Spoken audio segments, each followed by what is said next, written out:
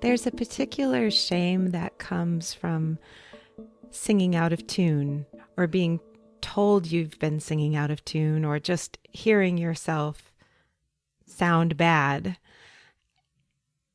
And it's the kind of shame that can make you not want to sing out at all because you don't want other people to hear you.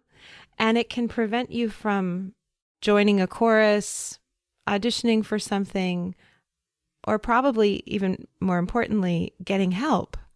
Because if you sing out of tune and then you go to a voice lesson and the voice teacher hears you sing out of tune, well, then they might tell you that you really shouldn't be singing. And you don't want to hear that because you really love singing. This is a real fear. This is a real thing. I've made a video training with some really simple exercises that will help you sound better. You can do them on your own. You can do them when nobody else is home to hear you. Not all of them even require you to make a lot of noise. But if you do them, if you make a habit of them, if you make a practice of doing them, you will improve the sound of your voice and you will improve your tunefulness. Because honestly, most singing out of tune comes from bad technique, not because there's something wrong with your brain, you have no talent, God spites you, none of that. Most of singing out of tune is just about how you're using your body. And so I give you exercises you can do in the privacy of your own home and see how they feel, see how they work, and reach out to me and let me know. To get to those exercises, visit my website, mvmusique.com. Right on the homepage, there's a box where you can input your email and I'll send them right to you.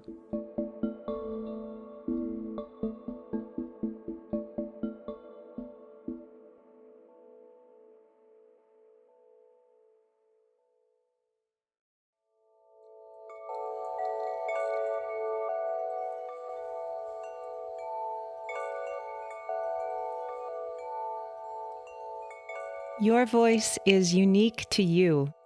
It grows as you grow. It changes as you change. If you're curious about the relationship between your voice and your body, your heart and your mind, welcome. My name is Michèle Voillequé, and I can't wait to hear you. Today's episode is part 4 of Leading When You're Not in Charge. Last time I talked about expanding our capacity, particularly for conflict, for feeling safe in a group of people, for feeling like we belong.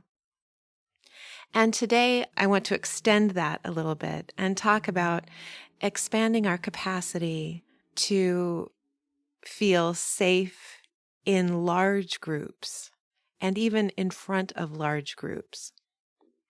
Now, I know that leading when you're not in charge implies that you are not the front person.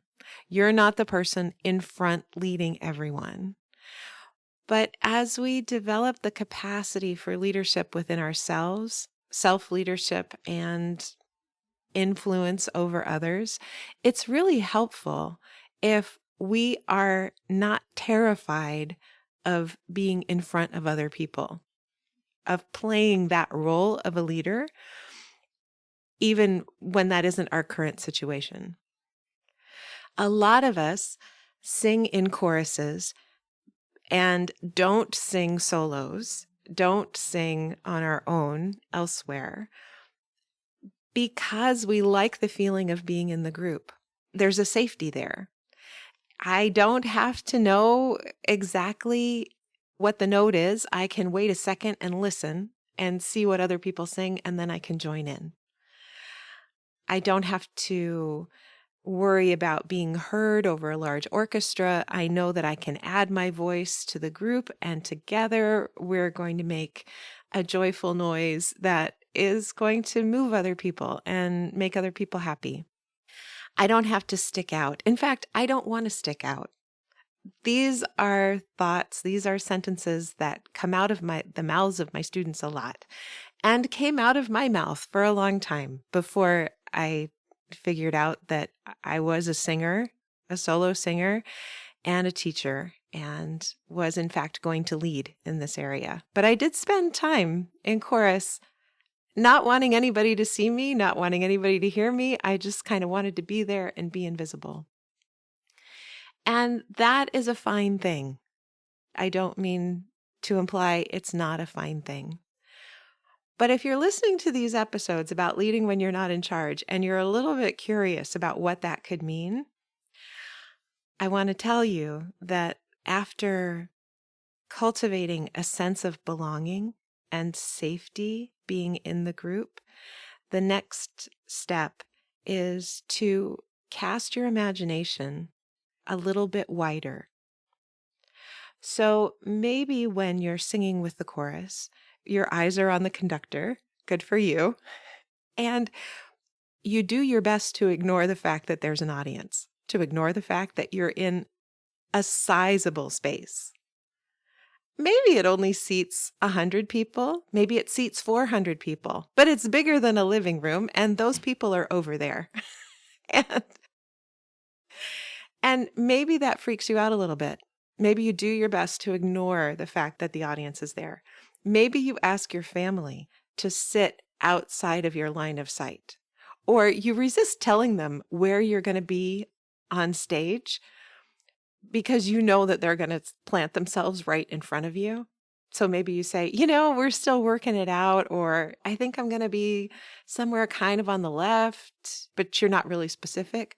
Or maybe you are really specific and you want to be able to see the faces of your loved ones because it brings you comfort when you're singing. That too is a beautiful thing. So whatever it is for you, if you're diminishing the size of the audience in your mind, if you're doing your best to ignore it or just simply not acknowledge its truth, its reality, I want to suggest at your next rehearsal that you cast your eye about the entire space. And when you're singing, although you're still singing in your section, still looking at the conductor, I want you to hold that entire space in your mind and imagine that your voice is filling that entire space. I don't mean sing louder. I mean cultivate a larger presence and see if that's something that you can get used to. I said something that just sounded kind of California woo, and I want to clarify. When I say cultivate a larger presence, one of the things I learned from living in California is there are mountain lions, and there are mountain lions in urban areas. Like I can go for a walk up in the hills or out in the park in Berkeley, and I could see a mountain lion. And they tell you the thing to do when you see a mountain lion is not run, but make yourself as big as possible. Stretch out your arms, maybe make a sound, but make yourself as big as possible. That's what I'm talking about when I'm saying increasing your presence. With regard to a mountain lion, it's your physical presence. It's expanding your torso, stretching out your arms, but it's also an energetic presence. One of the qualities that effective leaders have is that they are using their body, they're using their psyche in a way that is leading to. They're not schlumpy, their shoulders aren't collapsed, their chest isn't close to their tummy.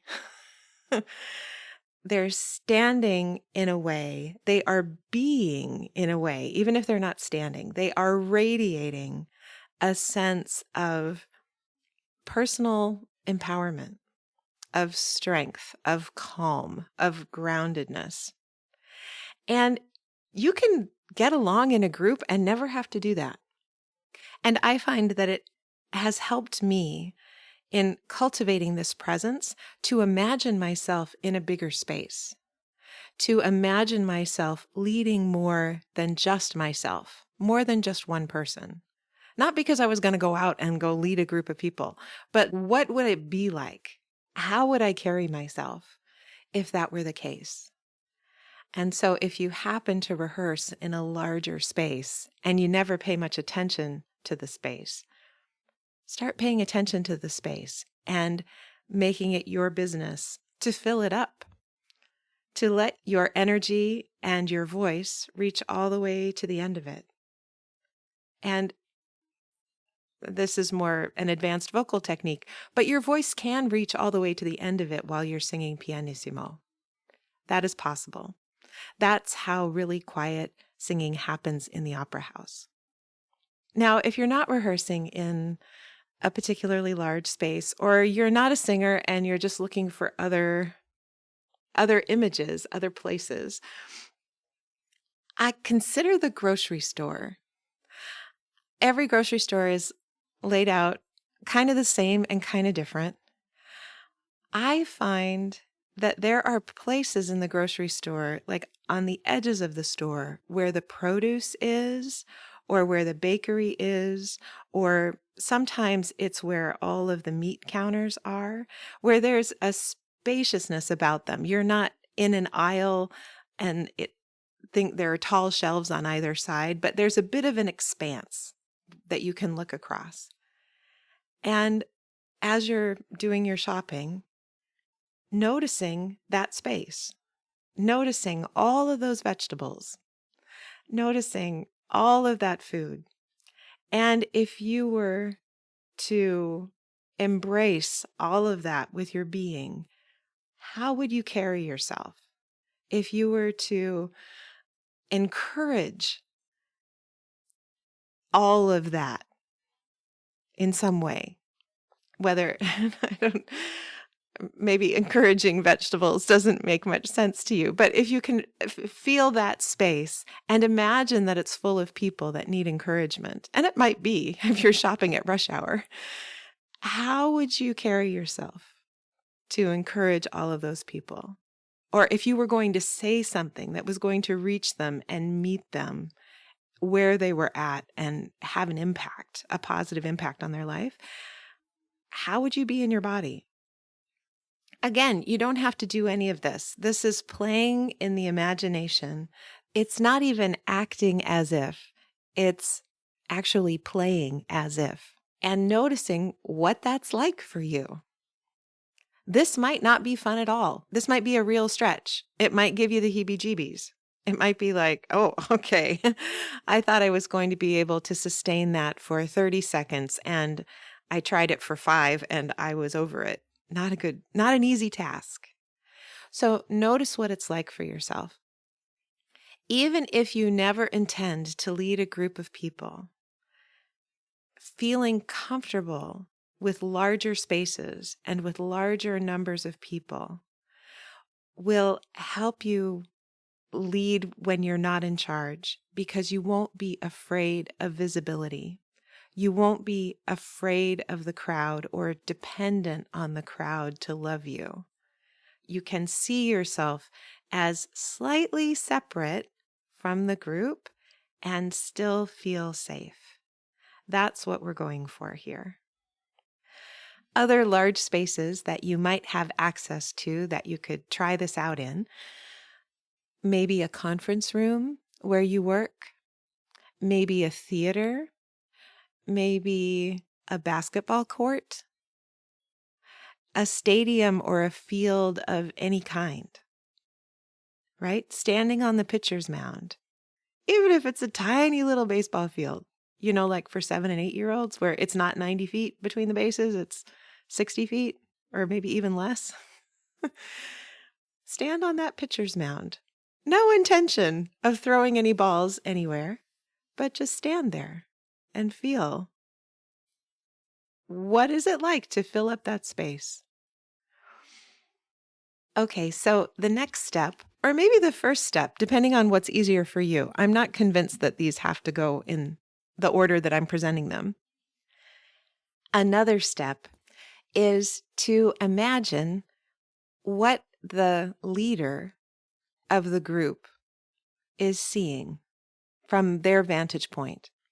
So back to the chorus, imagining what the conductor is seeing from the podium. What is their life like? Well, no, not what is their life like. That's way too big a question. But what does it look like for them from where they are? And if you arrive at rehearsal early, you can check that out yourself. Maybe not stand on the podium. Maybe there isn't a podium. Maybe there's just a music stand where the conductor would be. But just notice, what's the view from there like? And take that in.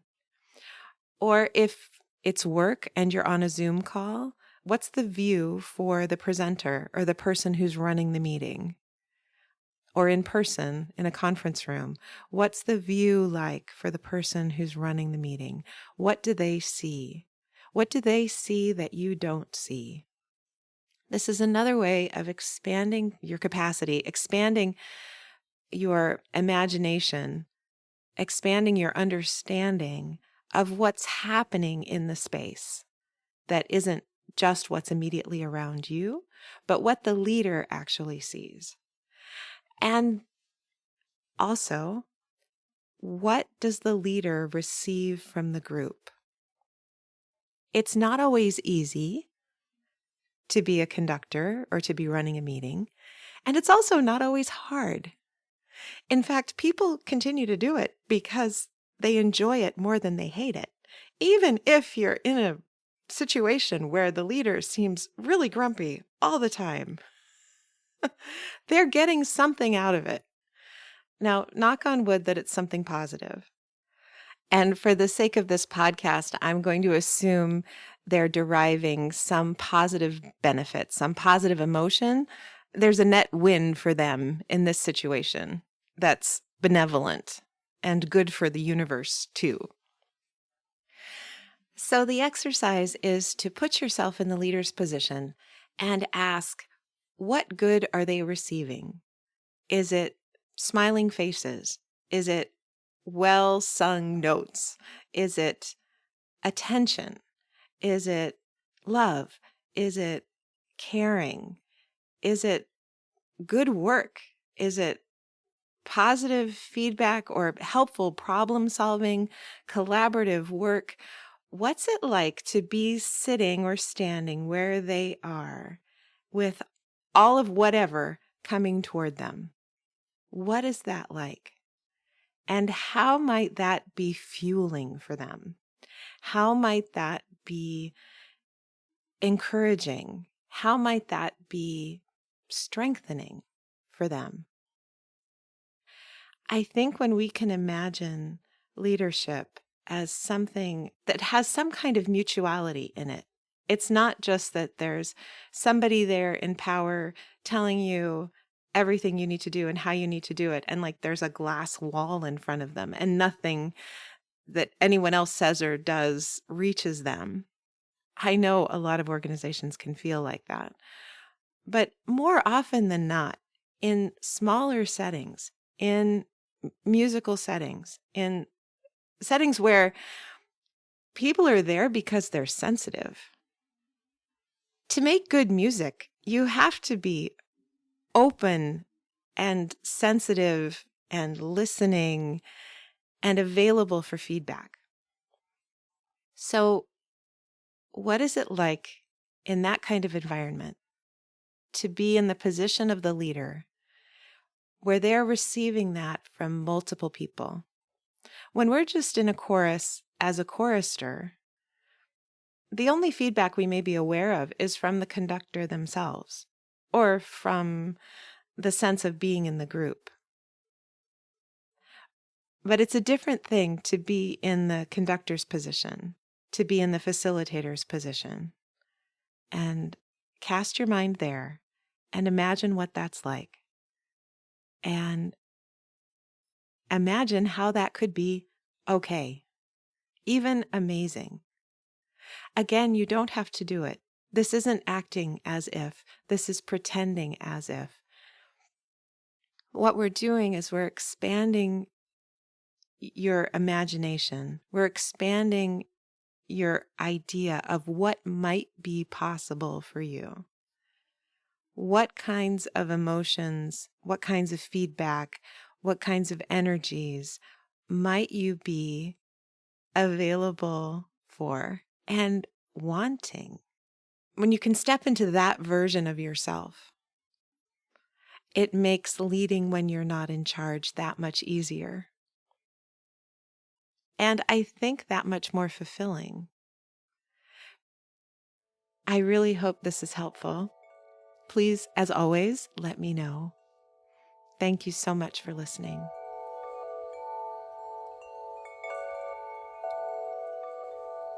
If you enjoyed today's episode, please rate and review on Apple Podcasts or wherever you listen. Every positive review helps new people find the show. Subscribing ensures you'll learn about new episodes as soon as they come out. If you have a question about singing or speaking or being, please send me an email at letters@mvmusique.com. That's letters at M as in Mary, V as in Victor, MUSIK.com.